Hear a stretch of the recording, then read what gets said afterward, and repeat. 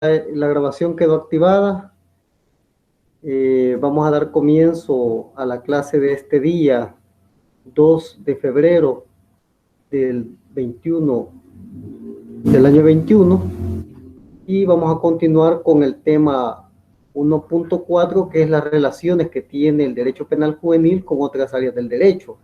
Ya habíamos visto en la clase anterior que el derecho penal juvenil tiene relación con el derecho constitucional y también tiene relación con el derecho penal. Cuando hablamos de derecho penal, decíamos en la clase anterior, hablamos de derecho penal sustantivo y derecho penal especial. El derecho penal sustantivo se divide en parte general y en parte especial. Así es, corrigiendo un poco. El derecho penal sustantivo es parte general y parte especial.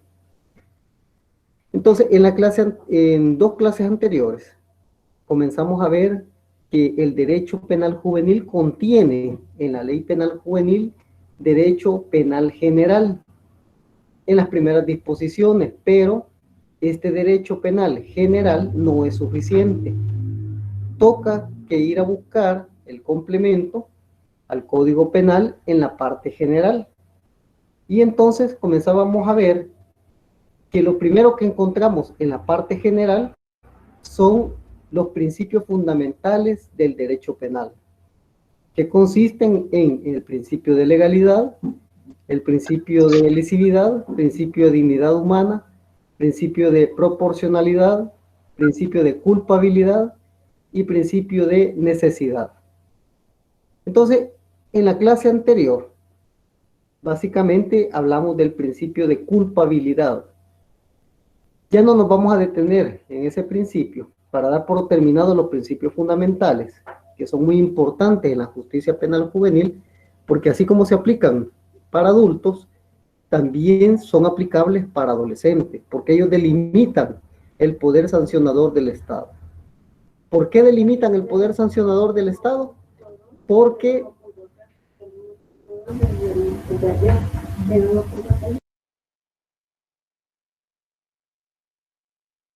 ¿Por qué delimitan el poder sancionador del Estado? Porque básicamente con el principio de legalidad y el principio de lesividad es que le ponen un paro a cualquier forma de persecución penal. Es decir, solamente se puede perseguir penalmente aquello que está previamente escrito en la norma penal y que lesiona o pone en peligro bienes jurídicos. Entonces allí le pone un alto a cualquier persecución de cualquier clase. Y también le pone límites al poder sancionador con el principio de proporcionalidad y el principio de culpabilidad, por cuanto no puede declarar culpable a cualquier persona, sino aquellas que son imputables, que tienen conocimiento del injusto y que pueden comportarse de acuerdo a derecho. Y a ellos, cuando son culpables, le corresponde una pena o una sanción penal juvenil acorde al delito cometido. Entonces, hoy pasemos a otras reglas de derecho penal general que son aplicables en la justicia penal juvenil. ¿Quién me pudiera poner de acuerdo? Y yo espero, por favor, que en esta clase de derecho penal juvenil ustedes tengan a la mano su Constitución de la República, el Código Penal y Procesal Penal, la Convención de los Derechos del Niño y otras leyes en materia penal. ¿Las tienen a la mano? Sí, sí, licenciado. Muy bien, como no los veo. No le da risa a José Misael. Me cacharon, dijo. Bueno, alguien que me dé un ejemplo de otra disposición de carácter general que tenga aplicación para la justicia penal juvenil.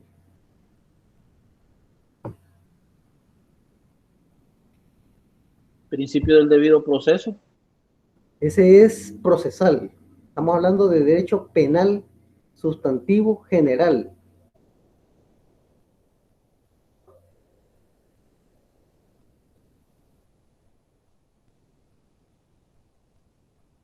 Revisen ahí su código penal, parte general.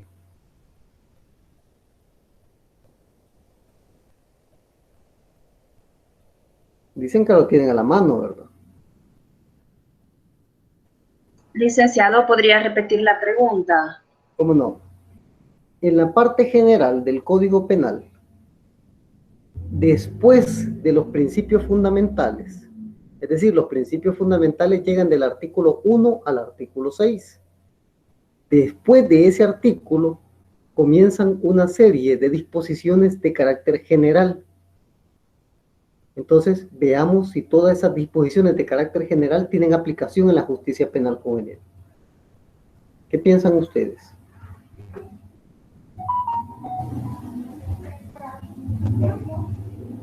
¿Creen ustedes que tienen aplicación?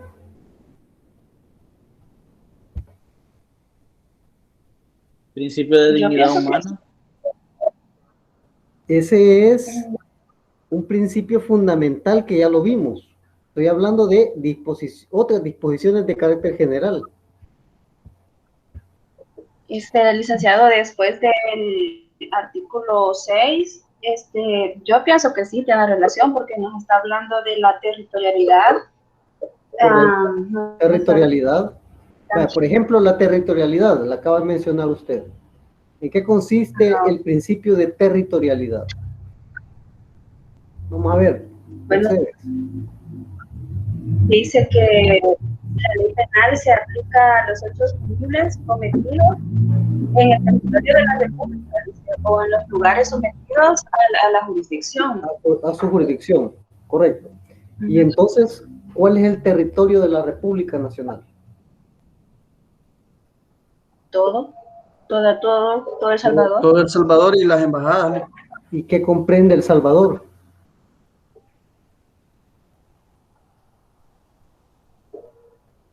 Es la parte de la tierra, el suelo, el espacio aéreo y el espacio la plataforma continental. ¿Qué más?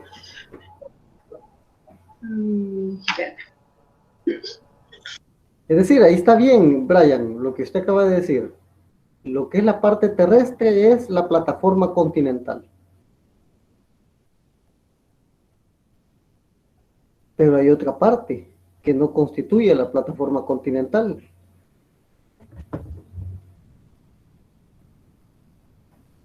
¿No sería lo mismo que yo le mencionaba del espacio aéreo y el espacio marítimo? En el espacio marítimo, vayámonos primero al espacio marítimo. ¿Cuál sería?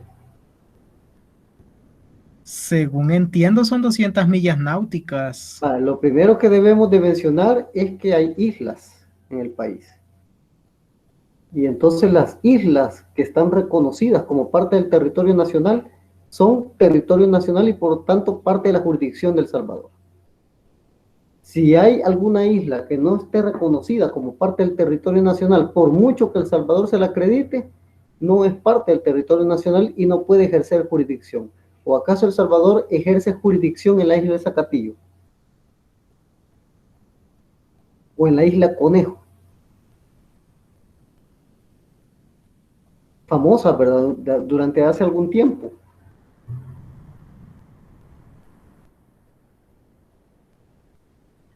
Corríjame, licenciado, pero creo que la isla Conejo sí le pertenece a El Salvador, pero no sé a qué acuerdo llegaron con Honduras.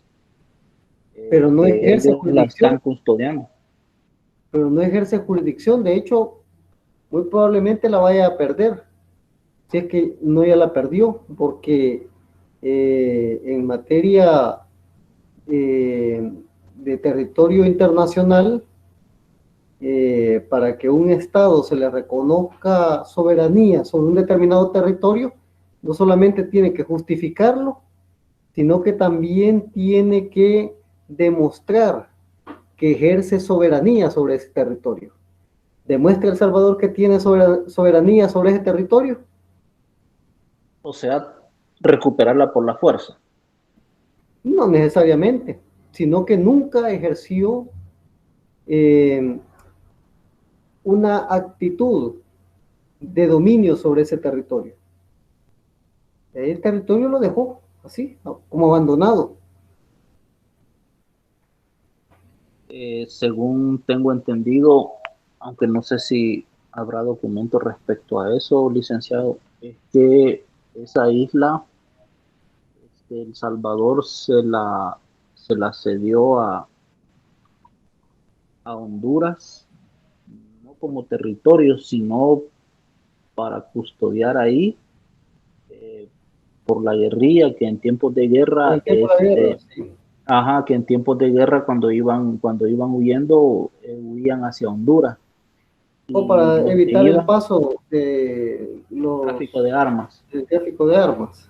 Sí, Sí, bueno, entonces, miren, para no detenernos mucho en este tema, porque es un tema escabroso, Ok. hay que demostrar que se tiene dominio o soberanía sobre algo si se quiere hacer alusión de que uno es poseedor de algo, ¿verdad?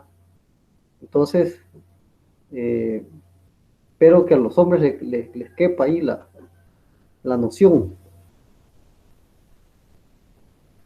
Muy bien. Eh, Otro principio que puede tener aplicación.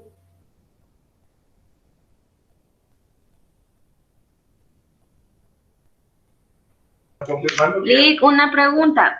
¿Sí? Mire, con respecto a la jurisdicción, como dice que también le pertenece el subsuelo, ¿verdad? Correcto, sí. A El Salvador.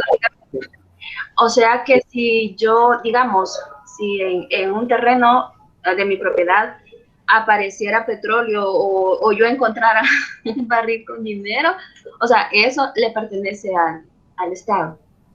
Depende de qué profundidad lo encuentre ese tesoro. Vamos a ver, lo que son los hallazgos de tesoros está regulado en el Código Civil. Algo así. Uh-huh. Sí, entonces, indistintamente de la distancia a la que lo encuentre, pues tendrá que declararse ese hallazgo de tesoro.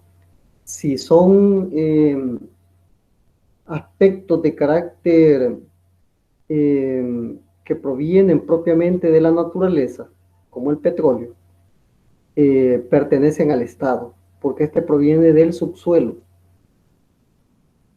Lo que está, el suelo es lo más próximo a donde estamos nosotros, una capa de 10, 20 centímetros.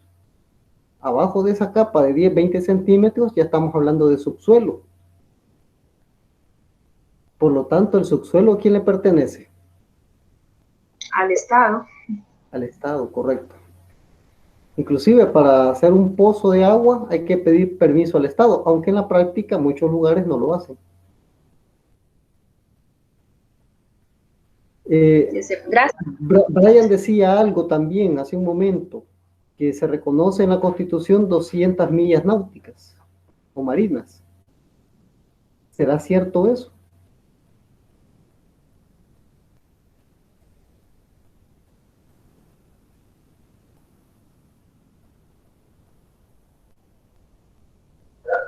Pues está en la Constitución, pero... Sí, pero se le es reconocido por el derecho internacional.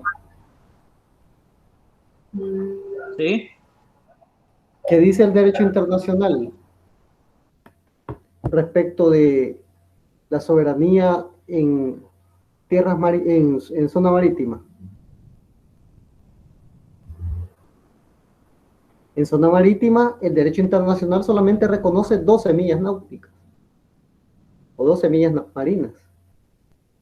Porque de lo contrario, significaría que El Salvador es más grande hacia mar adentro que básicamente terrestre.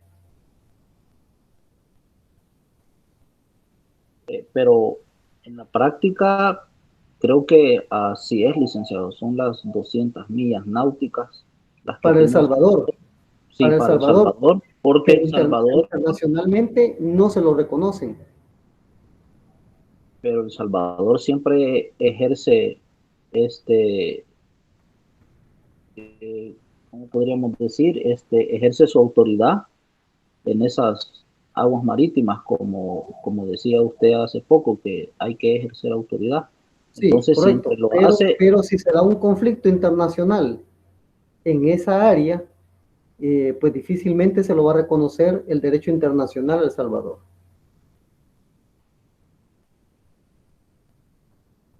Entonces, ¿cuál es la relevancia que tiene esto para el derecho penal, sobre todo?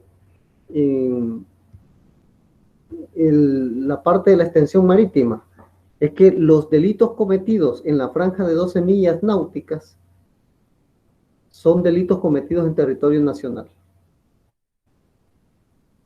Los cometidos fuera de esa extensión de área de mar es delitos cometidos en aguas internacionales. ¿Cuál es la forma o el mecanismo para saber entonces a quién le corresponde conocer respecto de ello?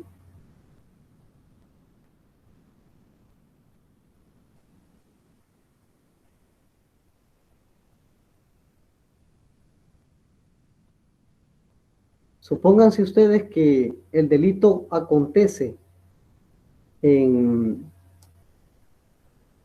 un buque que lleva banderas de El Salvador y banderas de Estados Unidos.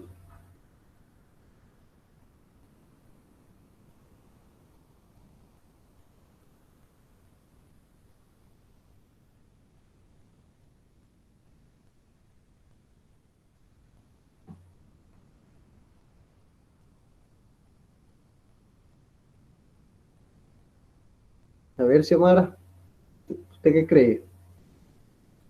Sí, pensando estaba en eso, porque como lleva bandera de ambos, ¿Sí? ahí sí no, la verdad ahí sí no sé, licenciada.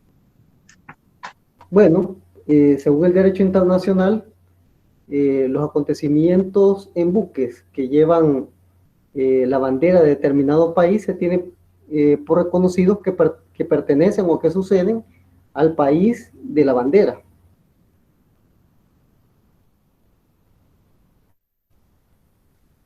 Significaría que si lleva dos banderas, se tendrá por hecho o realizado en ambas nacionalidades, Estados Unidos, El Salvador. ¿Quién va a conocer del hecho punible? El primer país que acuse.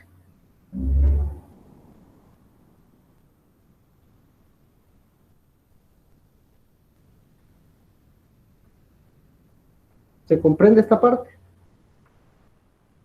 Esas reglas del principio de territorialidad, entonces como son reglas de derecho internacional que son acogidas por el derecho penal, también tienen que ser aplicables en el derecho penal juvenil. Alguien hablaba por ahí de las embajadas. Supónganse que la embajada de Colombia, en la embajada de Colombia, país sudamericano, mientras se está haciendo trámites en la parte interna del edificio, un colombiano comete un hecho delictivo. ¿A dónde se tendrá por cometido el delito?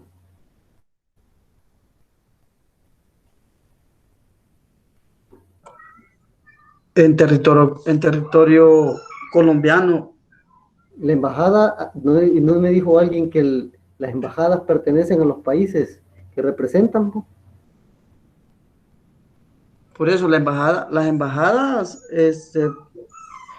por ejemplo, está la embajada que tenemos aquí en Nicaragua, por decirle algo, es territorio salvadoreño, ¿verdad? Correcto. Entonces, quiere decir que por una ficción, el inmueble en donde está la embajada es por esa ficción parte del territorio nacional.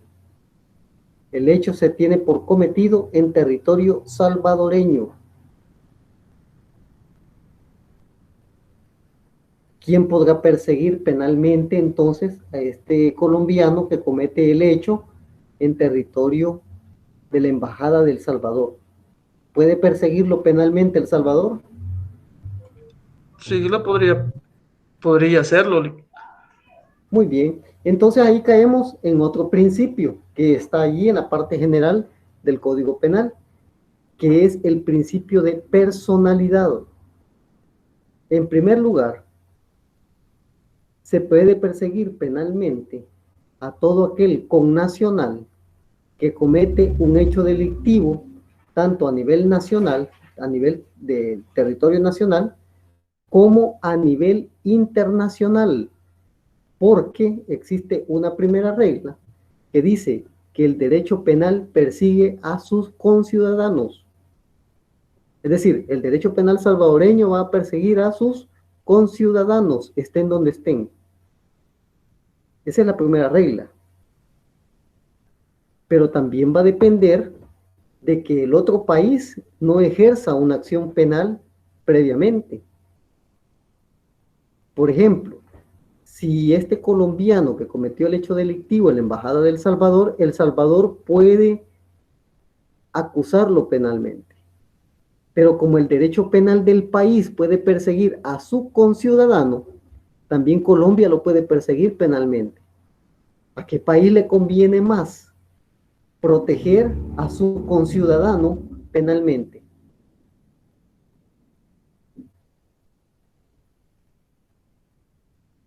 ¿De dónde es originario el delincuente? Sí. ¿De dónde es originario el delincuente? Supongamos que, por ejemplo, un salvadoreño comete un hecho delictivo en Guatemala. ¿Le convendría a El Salvador mejor traérselo para acá y procesarlo penalmente? ¿Por qué lo tendría que hacer? Para protegerlo penalmente. Es decir, mejor que guarde detención aquí, en su casa, y no en territorio extranjero. Esa es la filosofía.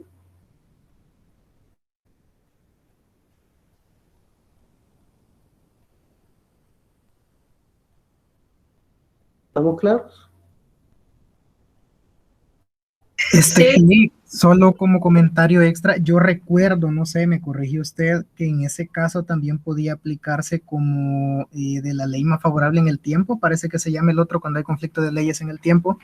En este caso se aplicaría, según yo recuerdo, la ley del país que le beneficie más al que comete el ilícito, no sé.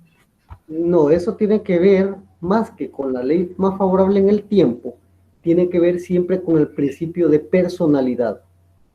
Es decir, el principio de personalidad también va a buscar, como dije hace un momento, lo más favorable para su conciudadano. Entonces, lo que se tiene que ver cuando se pide la extradición de un conciudadano es, en primer lugar, que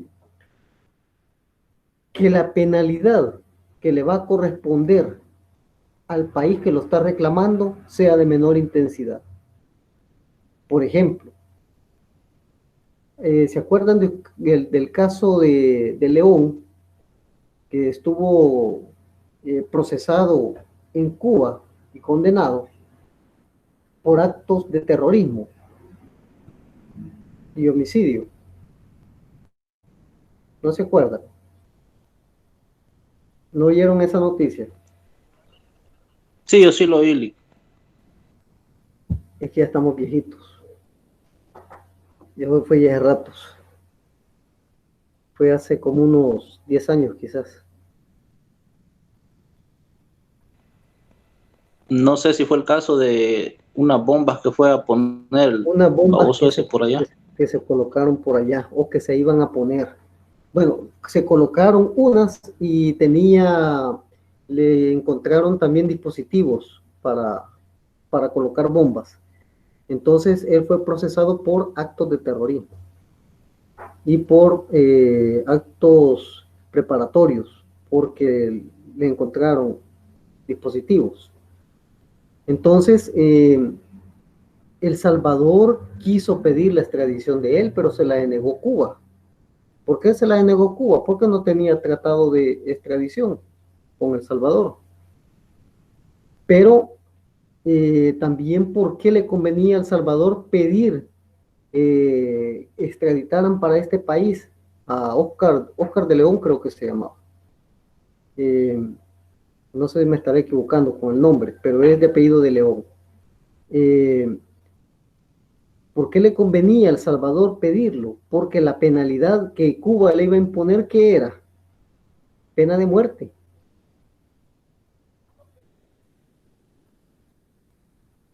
O pena perpetua, cadena perpetua. ¿Tenemos cadena perpetua nosotros? ¿Tenemos pena de muerte nosotros? No, Entonces, ¿cuál ley le favorecía más? la salvadoreña. La salvadoreña. Entonces, atiende a un principio de personalidad del sujeto.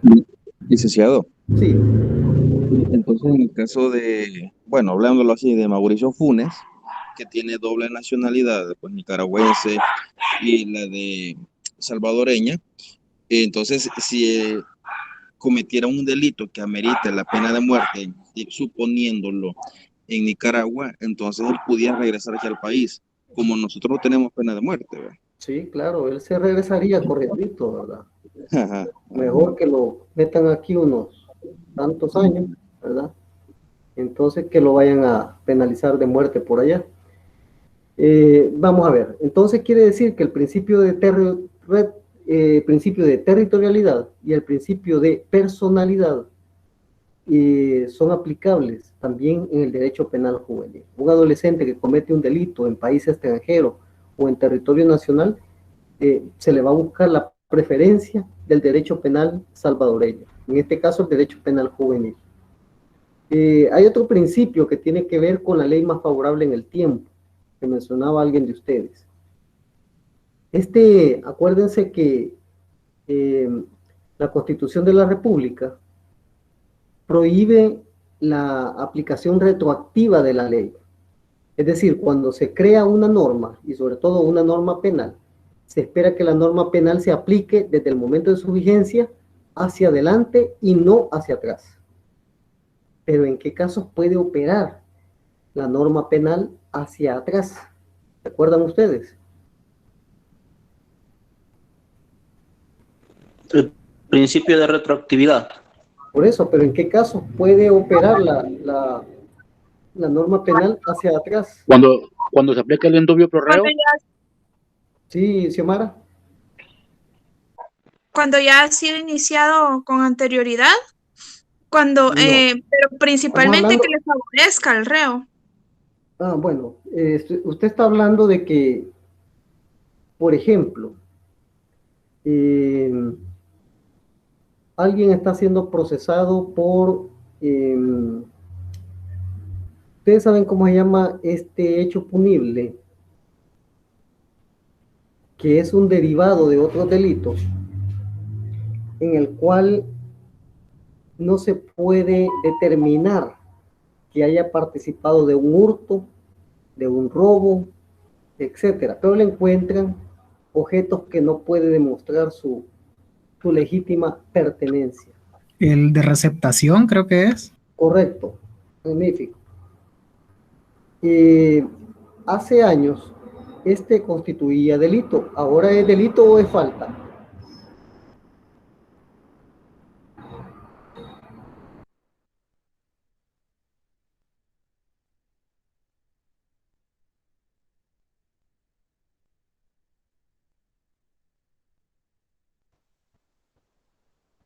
Es delito, Sí, yo lo tengo regulado. Bueno, al menos en mi código está en el 214A. Vaya, entonces, pero puede ser que un tiempo, porque yo recuerdo que así fue, estuvo regulado como falta.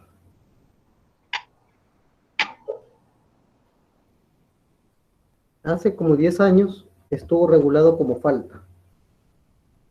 Allá por el 300 y fracción, alguien que busque por ahí algún artículo que haya sido suprimido, Siempre se mantiene el número del artículo, pero dice esta disposición fue derogada.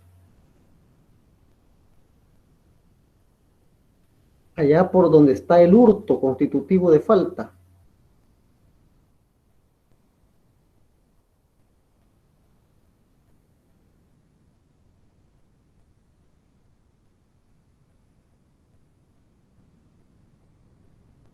¿Lo ha ubicado alguien?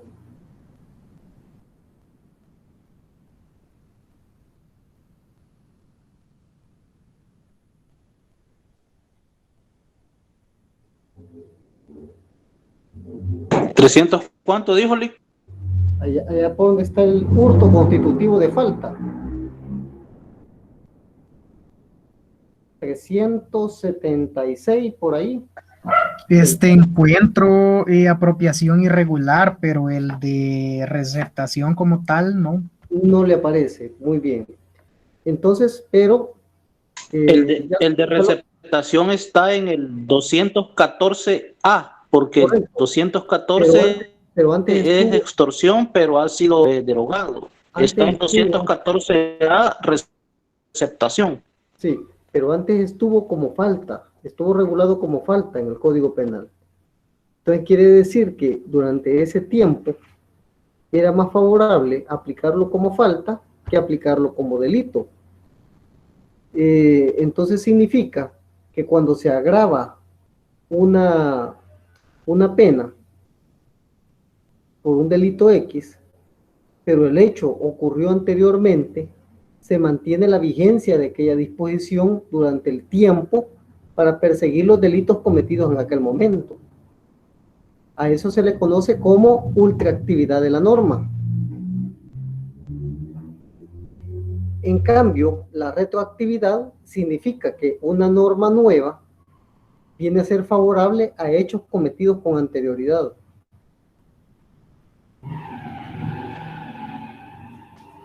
¿Usted quería hablar, Xiomara? No, licenciado, disculpe, sin querer lo presioné. Ok. ¿Se entienden los dos casos?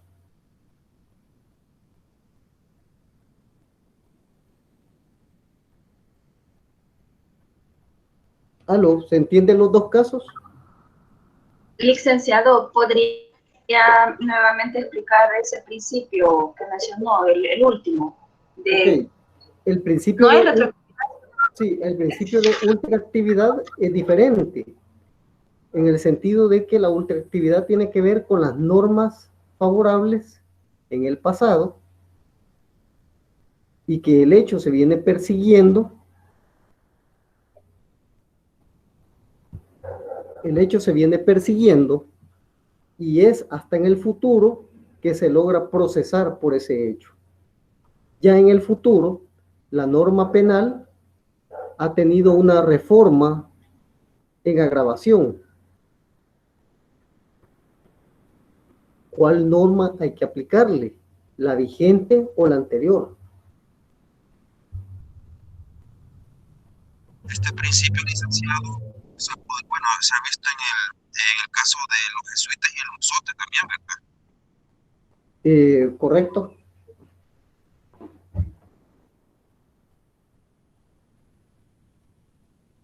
La retroactividad de la norma es una disposición nueva que se aplica a hechos pasados. Norma penal. Puede ser por el delito o por la pena. Y la ultraactividad es la vigencia de la norma derogada al futuro para delitos cometidos en el pasado.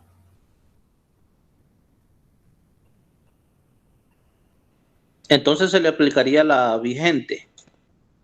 A los hechos pasados, la derogada.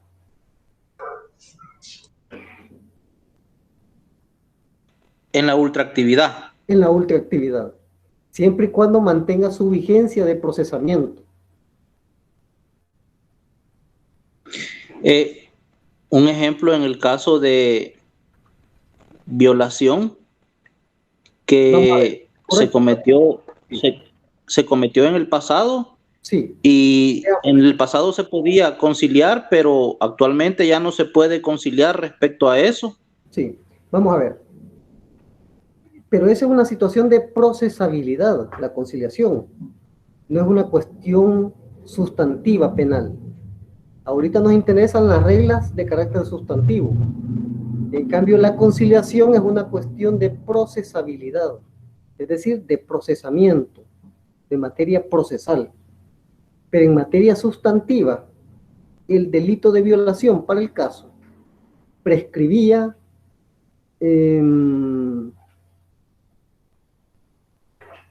anteriormente su persecución penal. Allá por el 2014 o 2013 hubo una reforma en la cual el delito tenía un tiempo de vigencia. A partir de esa reforma, ningún delito relacionado con la libertad sexual prescribía.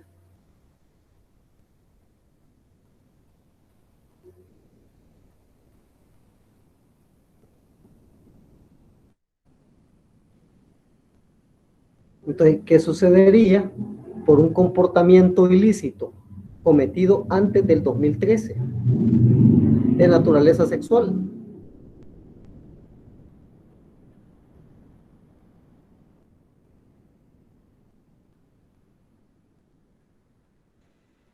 Se podría pedir la prescripción si en la ley anterior ya había Se prescrito. puede pedir la prescripción.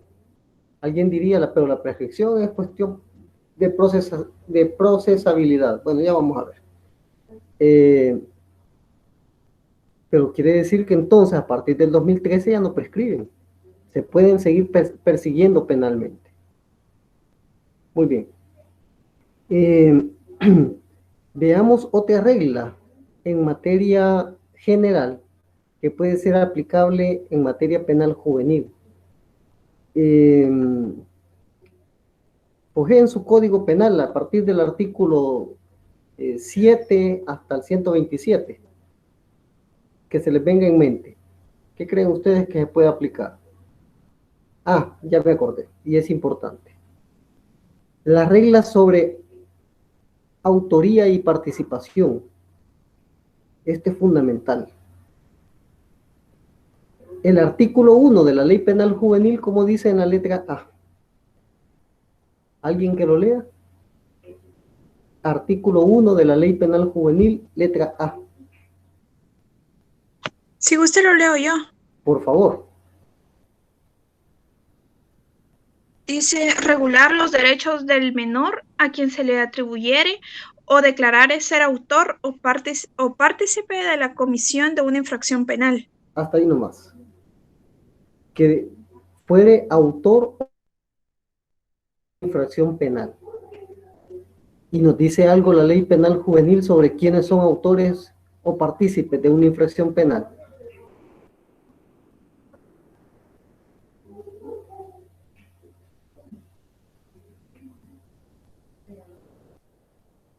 Vamos a ver, alguien que me responda.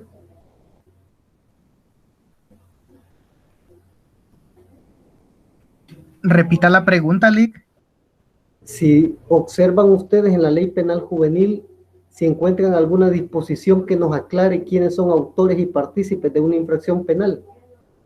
Ya vieron ustedes que en el artículo 1 dice establecer quiénes son autores o partícipes de una infracción penal en materia penal juvenil.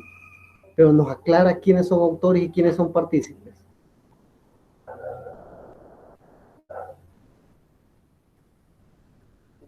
No, no dice. Creo que por eso hay que remitirnos al Código Penal. Por eso hay que irnos al Código Penal, porque ahí están, a partir del artículo 32, las reglas sobre autoría y participación. Vamos a ver. Recordemos Derecho Penal 1. Por ahí hay algunos que me andan escondiendo, que no los alcanzo a ver. Son 17, yo lo alcanzo a ver a 9. Vamos a ver.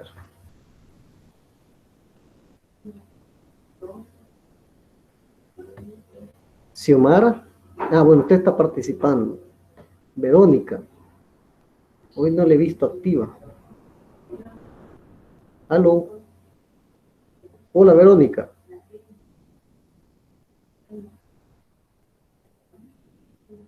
¿Se escucha? Sandra.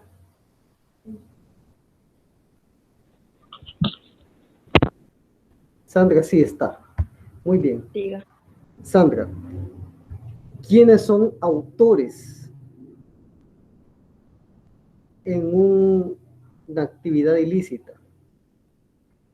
El sujeto activo.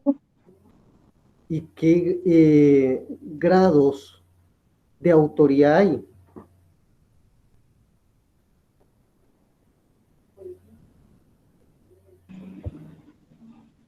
Pues el sujeto activo, el sujeto pasivo, pero no le comprendo. Hablando del sujeto activo, él es el autor. Pero, ¿qué reglas hay sobre la autoría en el Código Penal? En el artículo 32 y siguiente.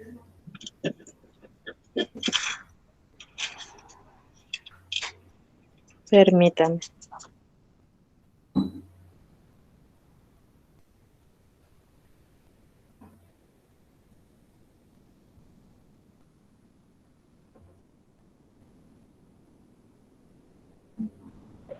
Licenciado, ¿Sí?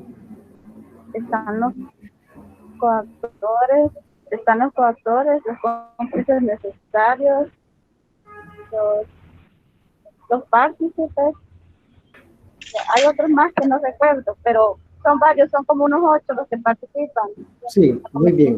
Entonces vean ustedes que allí juega un rol importante también la doctrina. ¿Qué es la doctrina, por ejemplo?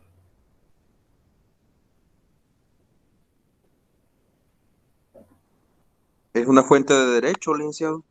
Muy bien, pero respecto de lo que nos interesa, ¿qué dice la doctrina respecto de los autores?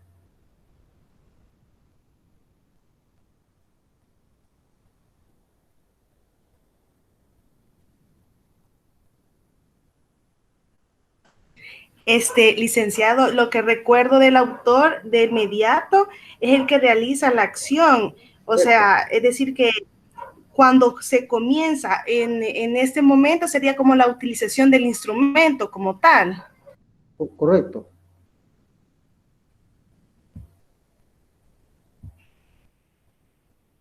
Y bueno, después están los coautores, cómplices, los que se dan con delitos continuados, etc. ¿Quién sería coautor en un delito?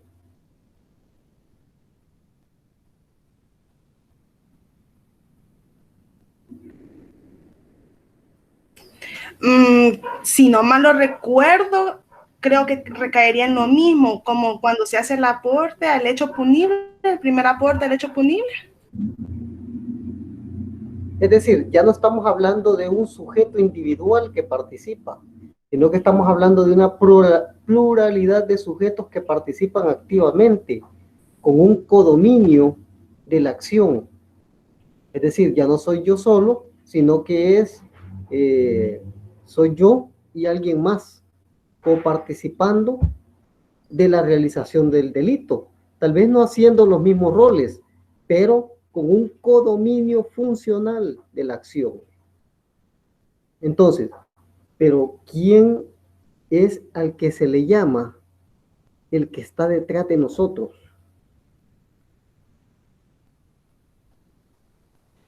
El autor intelectual. Así lo presenta Cuatro Ficción, pero doctrinariamente, ¿cómo se llama? Ese es el que tengo entendido yo que es el autor mediato, Lick, porque ese igual, es según la regulación del código, según la regulación del código, dice que se sirve de otro como instrumento, entonces entendería que él no comete el ilícito directamente, sino que usa a otras personas.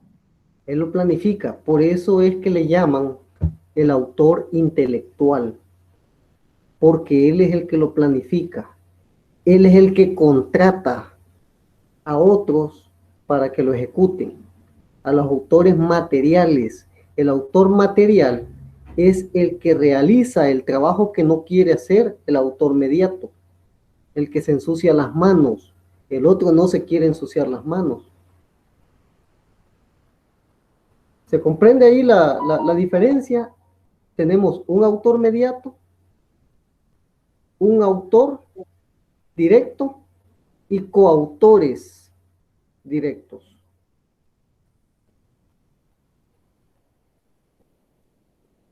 Pero puede participar alguien más.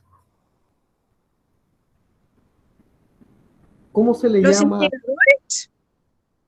Ay, ¿Cómo perdón. digo? ¿Cómo digo? Instigadores. Repítalo, por favor. Instigadores. Correcto. ¿Quién es él? Los que dolosamente determinan cometer el delito. Ok. ¿Qué sería eso de dolosamente instigan cometer el delito? Entendería yo que es como que los convencen de hacerlo. Es decir, él no quiere realizar el delito. Él le dice a alguien más, fíjate que hay una persona que me cae mal. Y a mí me molesta tanto, me da aquello, me pone mal de salud y estoy mal por eso. Y entonces la otra persona comienza a agenciarse el malestar por él. Le está incitando el otro a la comisión de un delito. Y le dice, yo me sentiría bien si la otra persona que me está causando el daño le pasara algo. Tal vez no que muriera, pero que le pasara algo. Allí lo está incitando. Pero la incitación tiene que ser de tal manera específica, tiene que ser concreta, de causar un daño a la persona determinada. Entonces, esta es la figura del instigador. En nuestra legislación, el instigador, el autor mediato y el coautor tienen la misma responsabilidad penal. No hay diferencia.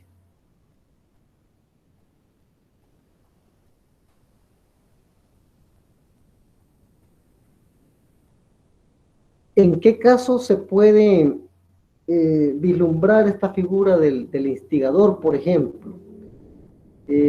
Aquí hubo unos casos de robo de contrabando de furgones. Los interceptaban, se los robaban, se los llevaban, le quitaban la mercadería y eran los tiempos donde abundaba, bueno, yo creo que todavía abunda la cachada, pero eran los tiempos donde comienza a abundar la cachada en San Salvador. Entonces, en diciembre siempre hay cachada. En diciembre siempre hay cachada. Entonces, en ese tiempo hubo una personaje famosa de nombre Margarita. No tiene nada que ver con la diputada, sino que es otra Margarita, que fue detenida por ese caso. Supuestamente esta persona contrataba a otros para el robo de los furgones. Y estos otros tenían a sus autores directos. Entonces estaban la instigadora, que era ella, estaba los autores mediatos y estaban los coautores directos. ¿Se fijan?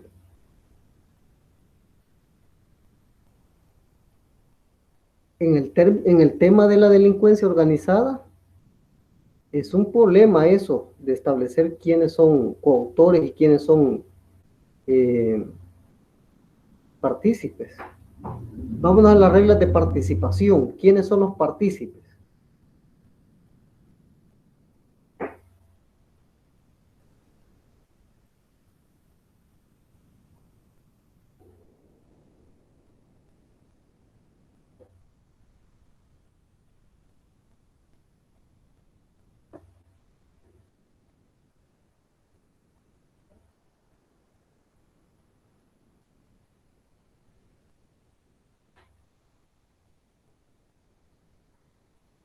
Vamos a ver, Brandon.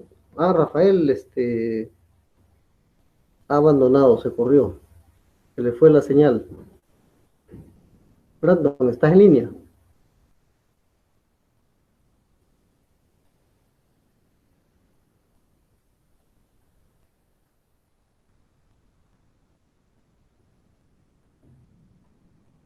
Daniel.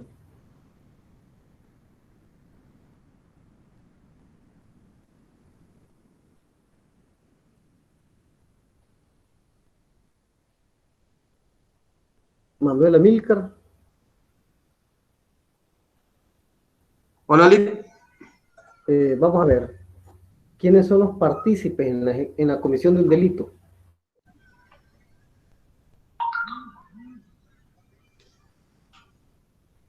Es los partícipes es el actor, Lick, el principal. Los partícipes. El principal, el partícipe. José Misael.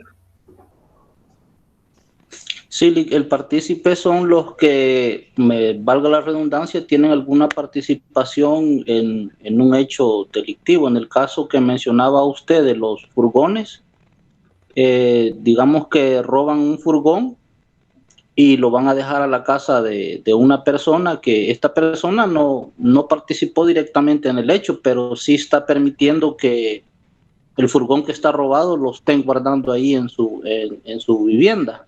Entonces él está participando, él es un partícipe. Vamos a ver. Lick, el partícipe es el que pertenece prácticamente al autor, ¿verdad? El actor le dice, mira, bueno, lo que está diciendo el compañero anteriormente, creo que algo así es la idea. Vamos a ver, Xiomara.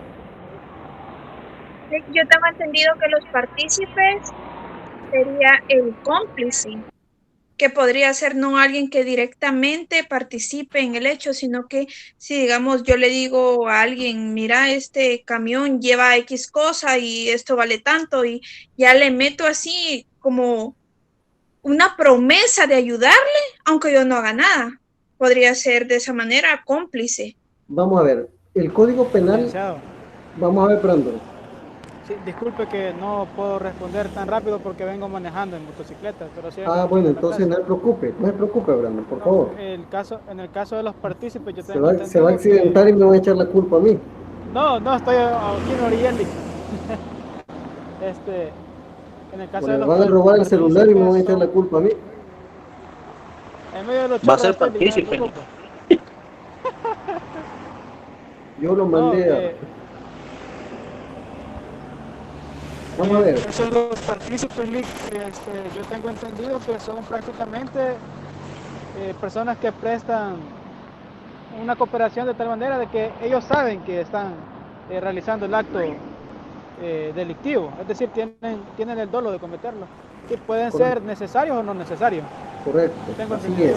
Piense que lo que acaba de decir Brandon es esencial, pero también es esencial primero delimitar quién es el partícipe. El partícipe es aquel que presta una colaboración al autor, es decir, su colaboración es inferior a la coautoría.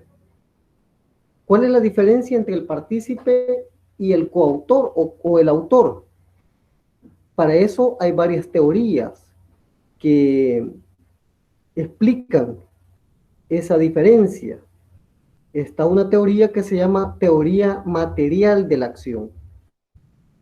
Pero hay una que es la más famosa, que es la que ampara Klaus Roxin, alemán. Ya lo escucharon, ¿verdad? Lo han escuchado hablar, ¿verdad?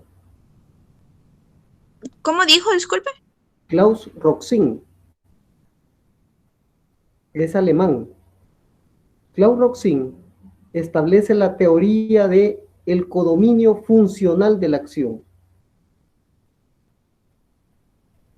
¿En qué consiste este codominio funcional de la acción? Bueno, que en materia de coautoría, los coautores tienen un poder de decisión mutuo sobre el comportamiento ilícito. Ellos son los que deciden cuándo comenzar y cuándo terminar. La persona que no tenga esa disponibilidad sobre cuándo abandonar la ejecución de la acción, no es coautor. Es un partícipe. El partícipe obedece órdenes. Y su rol es un rol de ejecución de la acción penal. Puede ser un rol previo a la comisión del delito, puede ser un rol durante la ejecución del delito, o puede ser un rol posterior a la ejecución del delito, como el que decía José Misael. Es decir, posterior al delito sería guardar las cosas en la casa. O en la ejecución del delito podrían ser dar respaldo de seguridad, manejar vehículos, cargar los bultos.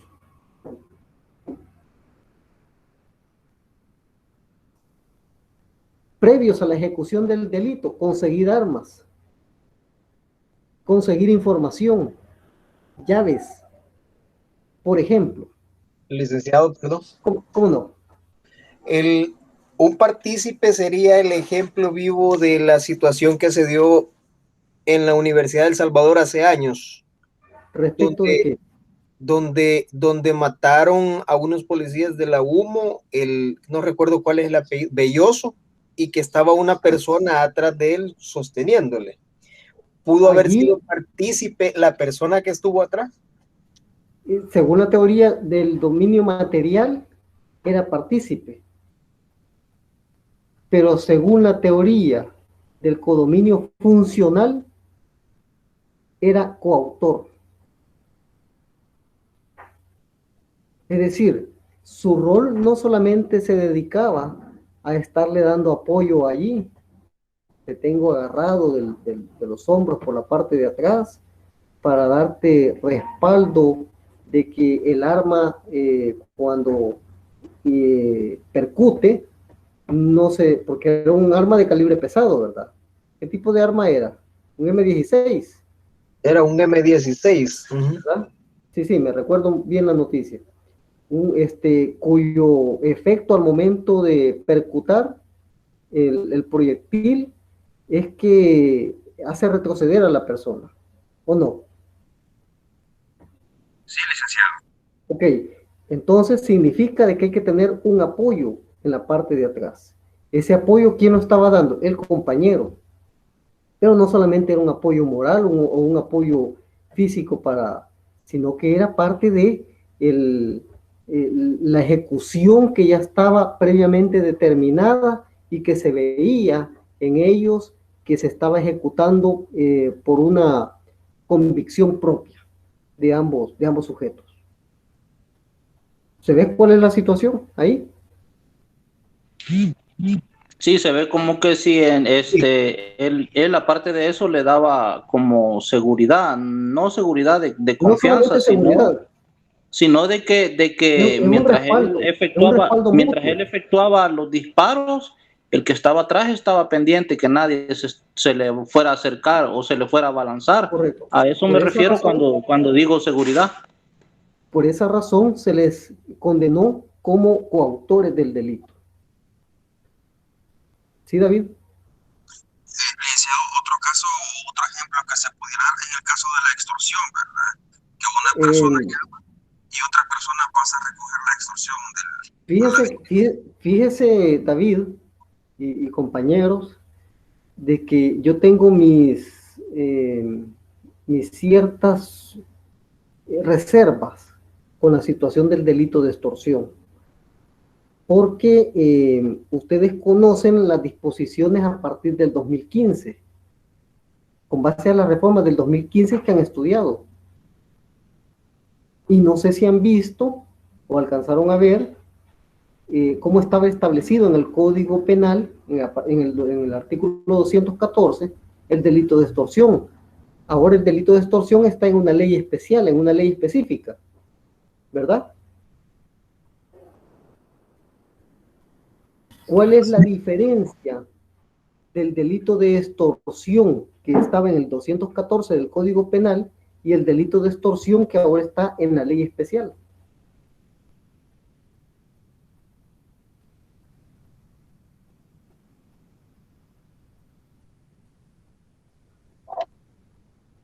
la participación de uno o varios autores en este caso.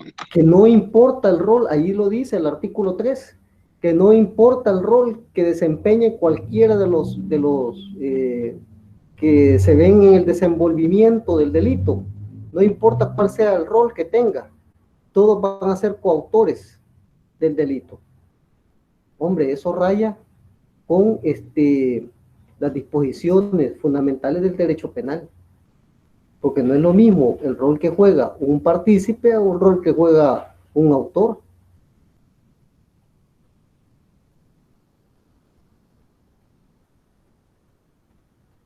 ¿Xiomara? Complicado sería ese perdón. No, Xiomara, usted levantó la mano. Sí, yo, fíjense que yo me voy a quedar sin carga, Lick, me voy a tener que salir de la clase porque se me va a apagar el cel. Y donde estoy no hay luz, pero antes le quería comentar que yo no tengo grupo para el primer laboratorio. Vaya, alguien que quiera acompañar a Xiomara en el trabajo del primer laboratorio. Márcame. Alguien que no tuviera grupo, es que como no, la verdad no conozco a nadie, Lick, soy nuevo aquí, entonces. Vaya, José Miguel le va a proporcionar el número de teléfono, dice. Tome nota, 7815-0613. 0613. Sí. Ok, gracias. Gracias. Bueno, entonces, la situación, estas reglas de autoría y participación también tienen aplicación en la justicia penal juvenil. Vean qué importantes son. También hay reglas de coautoría y participación en el aspecto de la penalidad que deben de cumplir. Por ejemplo, el autor y el partícipe puede ser un partícipe necesario y un partícipe no necesario. ¿Cuál pudiera ser la diferencia entre el partícipe necesario y el partícipe no necesario? Según la contribución que vaya a brindar. Al respecto de esto hay una teoría que se le conoce como la teoría de la escasez. ¿En qué consiste esto? Que según la escasez del aporte que va a brindar, así va a ser la importancia del rol que va a jugar. Por ejemplo, a alguien le dicen que tiene que jugar un rol importante en la ejecución del delito porque él tiene el arma. De los 4 que están ahí, solamente uno tiene arma. ¿Tendrá mayor relevancia la participación del que tiene arma de los que no tienen arma? ¿O pudiera desechar a este que tiene arma?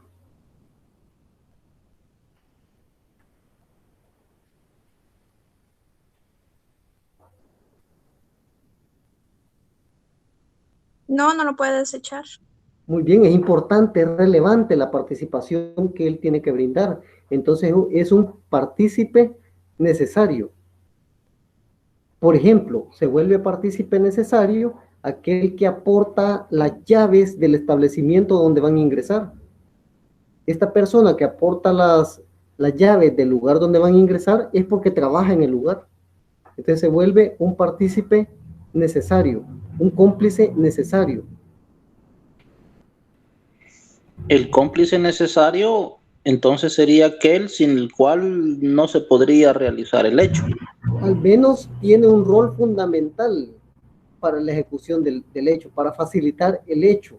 Por ejemplo, que sepa manejar vehículo o que tenga el vehículo en el cual van a escapar. Si hay varios vehículos en los cuales van a escapar, entonces su rol no es tan indispensable. El que aporta seguridad, vigilancia, es una complicidad necesaria.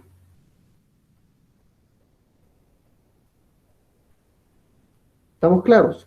Entonces la penalidad de ellos va a ser diferente. Estas reglas de penalidad están a partir del artículo 76 por ahí del Código Penal.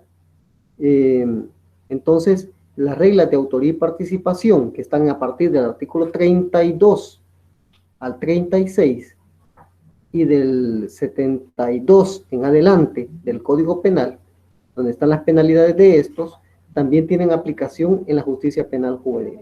Ahora, me quiero referir a una situación que no tiene aplicación en la justicia penal juvenil, como es, por ejemplo, Allá en el artículo 44 de la Ley Penal Juvenil se habla de las penas. Y habla en el Código Penal que las penas pueden ser principales y pueden ser accesorias. Muy bien. ¿Cuáles son las penas principales en adultos? Artículo 44 o 45.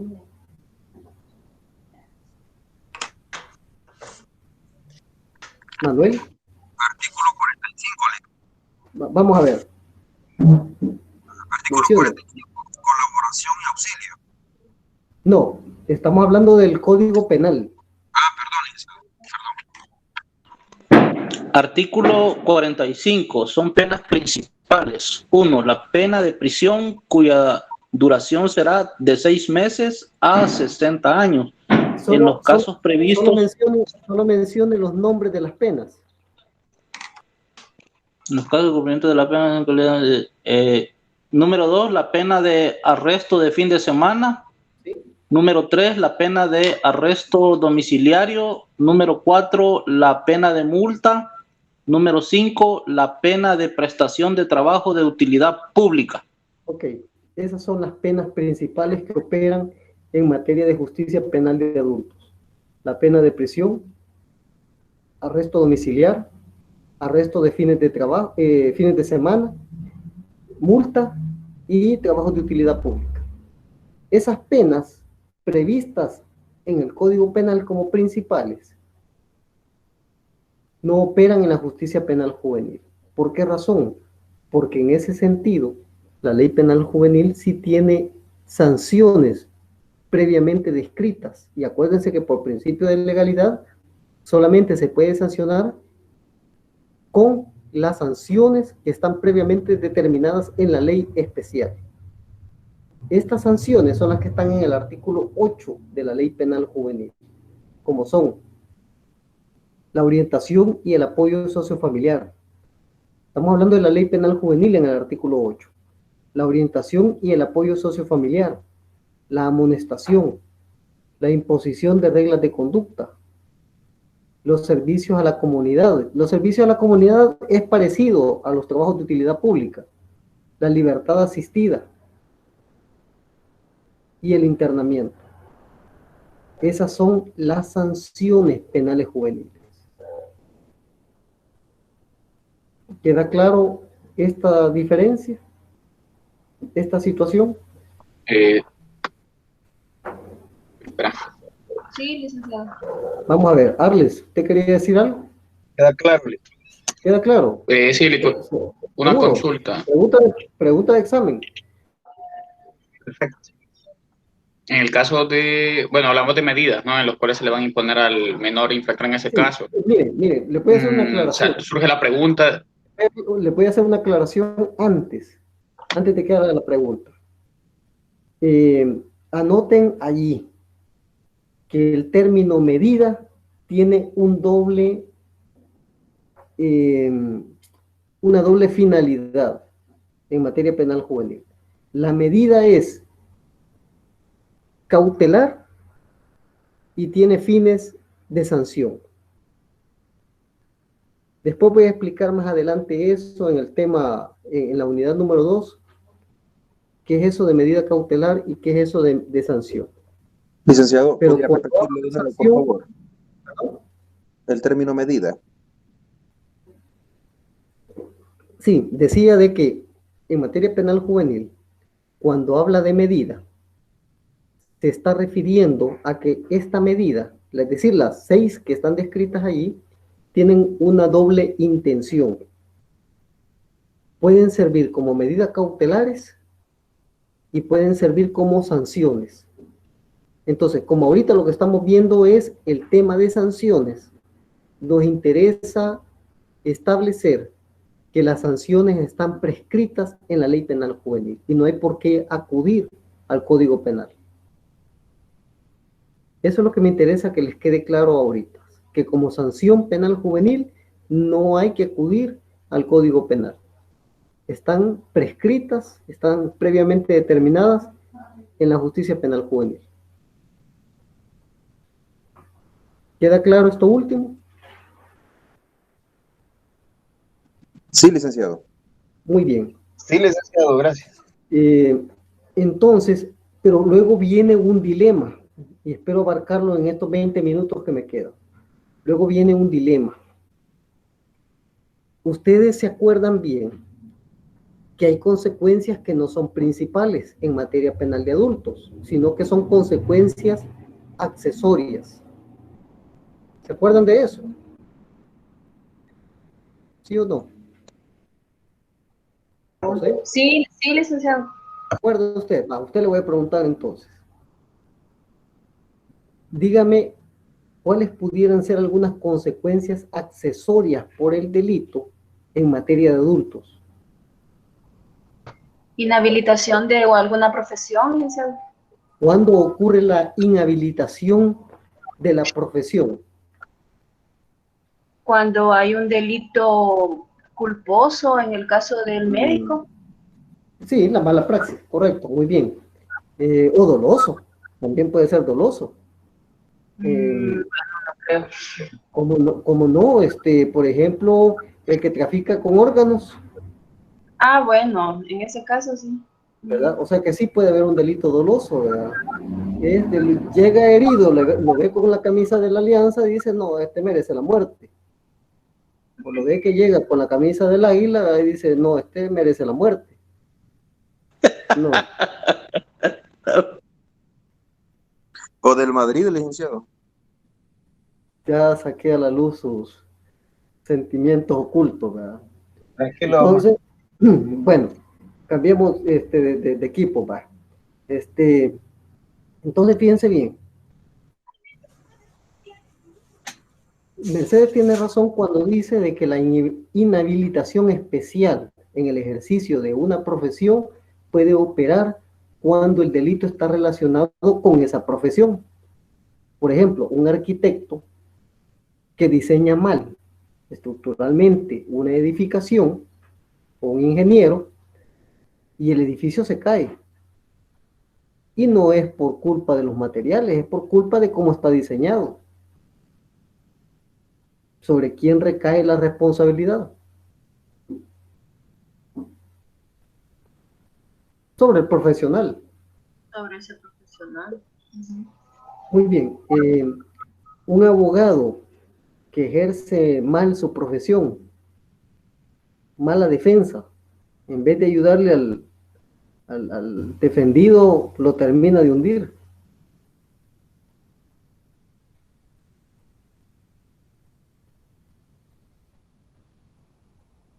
¿Creen que no se puede dar eso? No sé. ¿Creen que no se puede dar? Patrocinio infiel, por ahí hay un delito que se llama patrocinio infiel. Veamos otro delito que está relacionado.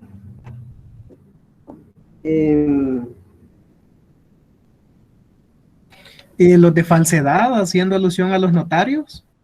También, correcto. Igual.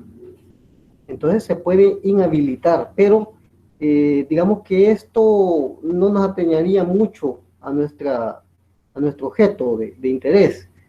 Veamos otra pena accesoria que tiene que ver. Vamos a ver, Mercedes, ¿cuál otra pena accesoria puede aplicarse?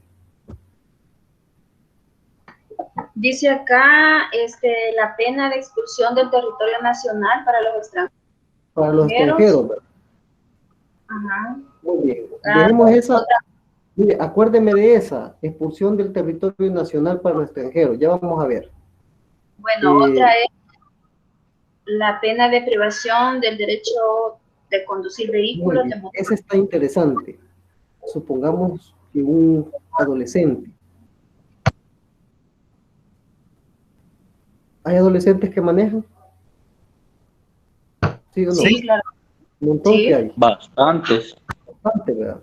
Ya sea que tengan autorización, porque a partir de qué edad se puede obtener la autorización para conducir vehículo automotor. De los 15 años. De los 14 años o 15. 15 también. 15 años. 15 años. Pero puede ser que no la tenga. De hecho, yo he visto cipotes que yo no sé cómo hacen para alcanzar los pedales, ¿verdad? Que manejan bien cipotillos. Hubo un caso en el cual un adolescente le hicieron alto por parte de la autoridad policial y él se parqueó. Cuando se acercó el policía, lo vieron así un poco nervioso. Se acercó uno por el lado y uno se quedó atrás del vehículo. Cuando el joven del nerviosismo se quiso ir, metió reversa y atropelló al policía que estaba atrás y lo contaminó contra un árbol y lo mató.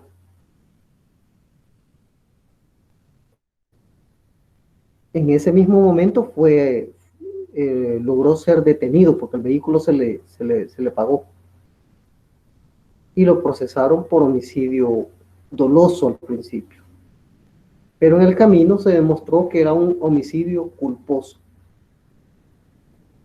Ahora, no cabe duda de que hay responsabilidad penal por el homicidio, ya sea doloso o culposo, pero en las medidas que ustedes encuentran en el artículo 8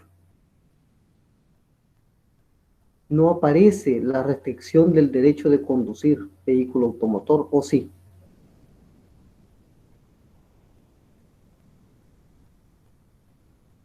No, licenciado.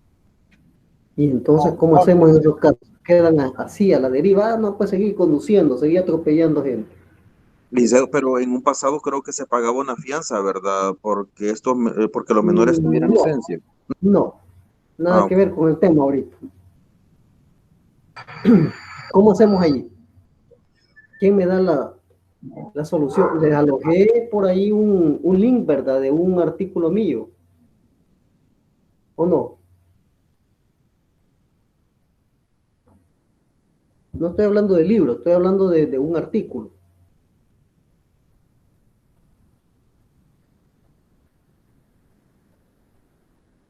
¿Sí o no? Sí, está un artículo. Un artículo que se llama La ubicación del derecho penal juvenil en la ciencia del derecho penal. Ajá, y la relación del... ¿Alguien encontró algo relacionado con lo que estamos hablando? Ni siquiera lo han visto, muy largo.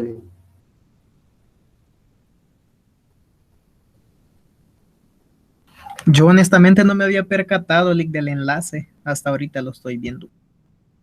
Muy largo hacer los artículos del licenciado, no tiene nada que hacer en la casa. Bueno, para resumir por el tiempo,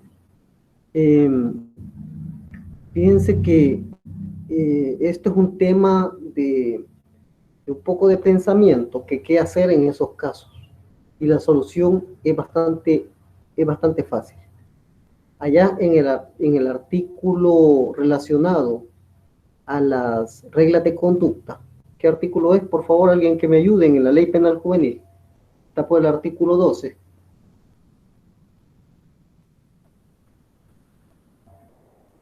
¿10 o 12?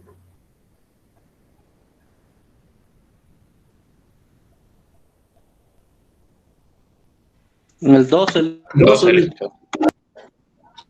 Allí hay una partecita en el inciso primero, donde dice que se le aplicarán las reglas tales como.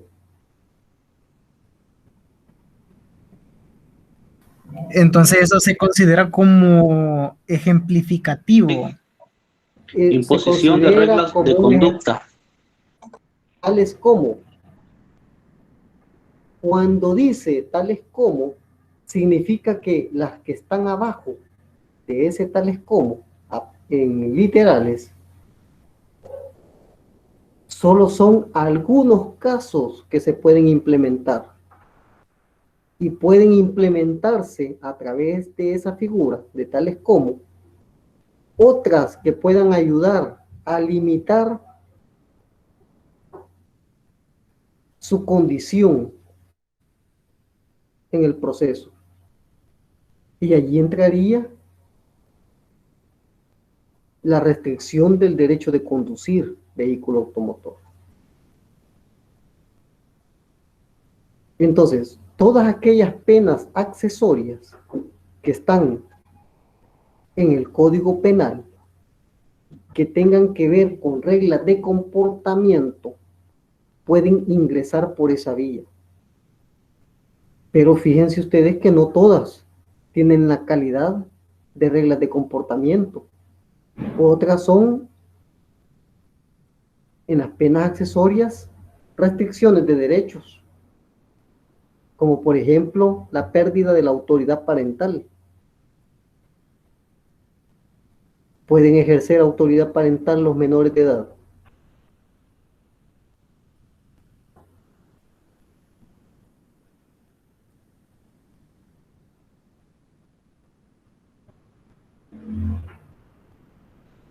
Si ya son padres, creo que sí. ¿Cree que sí? ¿Por qué? Bueno, la autoridad parental, el padre ejerce la autoridad parental sobre su hijo. ¿Solamente y si el padre? La madre, los representantes. Para mí no, licenciado. Vamos a ver. Porque ante la sociedad no son mayores de edad y no han cumplido la mayoría de edad. Pero si ustedes se van al Código de Familia, una cosa es la restricción de que puedan contraer matrimonio y otra cosa es que han dejado de tener hijos. O porque restringieron la unión matrimonial de menores de edad, han dejado de tener hijos. No, ¿verdad? Entonces, allá por el artículo 277 del Código de Familia, se habla algo respecto de la autoridad parental. Déjenme ver aquí en la presentación que les he colocado por ahí. Se habla de...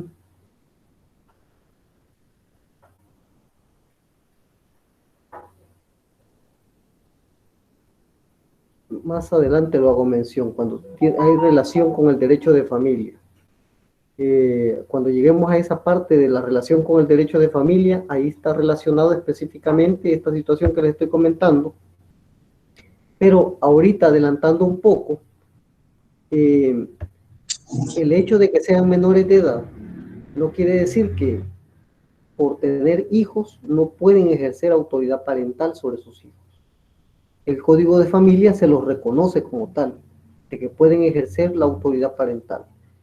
Lo que viene a regular allí es el hecho de que hay ciertos aspectos que siempre van a depender de los padres o de los abuelos de estos niños nacidos de menores de edad, como por ejemplo la cuestión del manejo del patrimonio, el manejo de los bienes. Pero la representación la puede tener siempre el menor de edad. Entonces, ¿cuándo pierde la autoridad parental una persona por la comisión de un delito?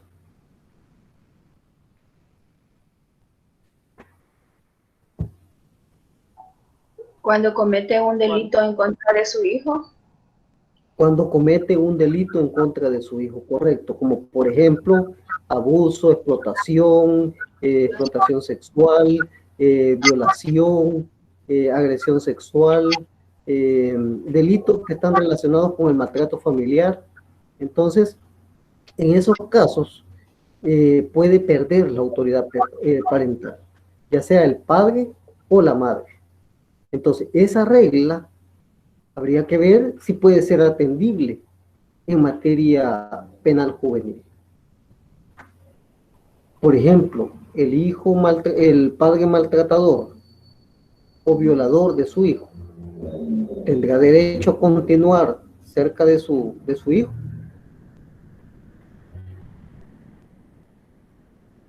Ese es un gran problema. Imaginen habría que separar ahí la familia. Pero también hay que pensar en los intereses del hijo infante, en este caso. En el artículo 153 del Código de Familia está lo que es impugnación de la paternidad. No, pero ese es cuando del marido por tercero. alguien no quiere atribuirse la paternidad del recién nacido, ya sea porque no la quiere aceptar o porque no es. Tiene duda. Noche de copas.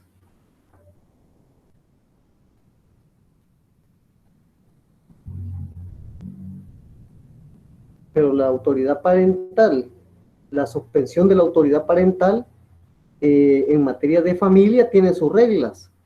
Puede ser por explotación, puede ser por maltrato, violencia intrafamiliar, pero en materia penal es porque el maltrato está relacionado con la comisión del delito. Y ahí lo establece el Código Penal como pena accesoria directamente. El juez la puede determinar directamente. Yo pienso que en materia penal juvenil estaría bien difícil aplicar esta regla directamente. Ahí lo que tocaría es remitirlo directamente a el juzgado de familia, el caso, ¿verdad? Es decir, certificación para que sea el juez de familia conforme a las reglas del Código Civil, Código de Familia y la Ley Procesal de Familia, para que se establezca la continuación o no de la autoridad parental o la suspensión de la autoridad parental. ¿O qué piensan ustedes? ¿Qué creen ustedes? ¿Se pudiera hacer directamente a través de la justicia penal juvenil la suspensión de la autoridad parental? O medida cautelar, imagínense. Eso le iba a decirle que se podía tomar como medida cautelar en este caso. Es que estamos hablando de que la medida en materia penal juvenil cumple una doble función. Al principio es medida cautelar y al final es sanción penal juvenil.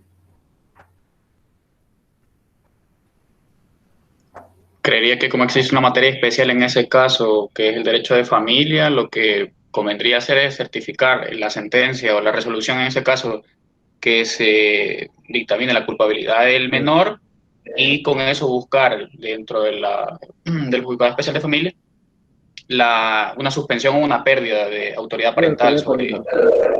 Muy bien. Entonces, vean ustedes que hay dos posiciones dentro de ustedes. Las dos posiciones han sido bastante fundamentadas. En derecho no pueden haber posturas cerradas. Lo que debe de haber es criterio fundamentado, así como lo están haciendo ustedes. Mi tarea es ayudarles a analizar, a interpretar y que ustedes tengan criterio propio para aplicar la norma. Entonces, la respuesta que ustedes me puedan dar en un examen determinado al hacer esta pregunta, ¿cómo quedaría la suspensión de la autoridad parental aplicable en la justicia penal juvenil? Así como me ha respondido Brandon de una manera o Arles de otra forma, entonces media vez me lo fundamenten, yo lo puedo tomar como válido. Pero aquel que me venga a decir a secas de que sí se puede implementar porque sí, eso no es fundamentación. ¿Estamos de acuerdo? Sí, solo una consulta. ¿Cómo no? Estamos hablando de cuestiones de medidas, ¿no? Y al momento de formular un proceso, se puede solicitar, pedir una responsabilidad civil para el menor, o únicamente condicionado a las medidas del artículo 12. Esa es otra pena accesoria, que ya vamos a hablar de eso más adelante también. Si quieren, solo para aligerar ese paso, hay otra pena accesoria que es la terapia hacia el imputado. La terapia puede ser psicológica, psiquiátrica, puede ser de carácter contra el uso de alguna sustancia que esté consumiendo. Entonces, este tipo de terapia no hay necesidad de aplicarla del Código Penal. Ya la Ley Penal Juvenil en las reglas de conducta establece situaciones referentes a esas. Y si no, también nos señala la Lepina de que cuando un menor, un niño o un adolescente requiera terapia de cualquier tipo, pues se le tendrá que brindar. Allá por el artículo 126 de la Lepina se habla de eso, en las medidas de protección. Entonces, ya es la hora. No sé si quieren que corte hasta acá o hablamos un poquito más. Licenciado, ¿y sus clases quedan grabadas? Porque yo he tenido problemas con la señal y se ha cortado la grabación y hay cuestiones que no las he entendido porque se me congeló ahí la señal. Voy a preguntar si la clase anterior quedó grabada porque yo tengo entendido de que sí se grabó, ¿verdad? Entonces, para ver dónde la tengo que obtener. Sí, porque no está en el tablón de la clase. Van a disculpar entonces. Entonces, abandonaríamos hasta acá la clase. Nos veríamos en la siguiente. Vean qué largo es este tema en cuanto a la aplicación relacionado con el derecho penal y la justicia penal juvenil. Por eso es que cuando vemos las reglas del derecho penal, básicamente son aplicables, no todas, pero sí la gran mayoría a la justicia penal juvenil, ¿verdad? Entonces, nos vemos en la siguiente clase y cualquier consulta sobre el laboratorio, pues me lo pueden hacer a través de algún mensaje, a través de las redes que están disponibles, ¿verdad? Estoy a la hora. Es todo entonces, nos vemos en la siguiente clase el jueves. Perfecto, Lick, muchas gracias. A ustedes. Gracias, Lick. Gracias, licenciado. Gracias, Lick. Bueno, Dios. Gracias, Lick. Bueno, Dios.